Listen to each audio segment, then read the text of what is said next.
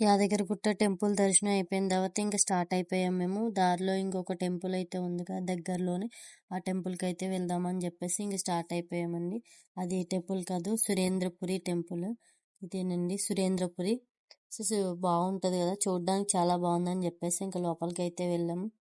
లోపలికి వెళ్ళిన తర్వాత ఇక్కడ అసలు ఎన్ని కార్లు ఎన్ని బైకులు ఉన్నాయో, ఇంకా పాపతో అంత ఎండలో మా వల్ల కాదని చెప్పేసి ఇంక మేము రిటర్న్ అయితే అయిపోదాం. జస్ట్ లోపలికి వెళ్ళి ఆ స్టాచ్యూస్ ఉన్నాయి కదా అవి చూసామండి. ఇక్కడ లోపల చూసారు, ఇది ఎంట్రన్స్. ఈ లోపల వరకు వెళ్ళాము. ఇంకా ఆటోలు అక్కడికి వచ్చిన జనం మొత్తం మళ్ళీ ఇక్కడికి వస్తున్నారు. దానివల్ల ఇక్కడ కూడా అసలు ఖాళీ లేదు.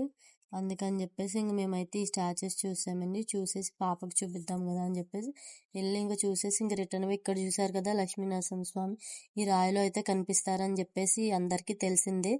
చూడండి, మీకు కనిపించిందా? కనిపిస్తే ఎవరైనా కామెంట్ చేయండి. నాకైతే కనిపించింది.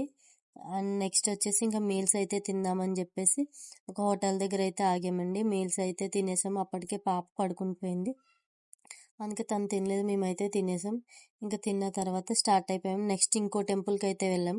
అది ఏ టెంపుల్ ఆల్రెడీ మీ అందరికీ తెలిసి నేను ఆల్రెడీ ఈ వీడియో అనేది అప్లోడ్ చేశాను. చూడని వాళ్ళు వెళ్ళి చూడండి. ప్లీజ్ లైక్ అండ్ సబ్స్క్రైబ్ చేయండి, మర్చిపోకండి. చాలా మంది వీడియో చూస్తున్నారు కానీ లైక్ చేయట్లేదు. Please bye bye.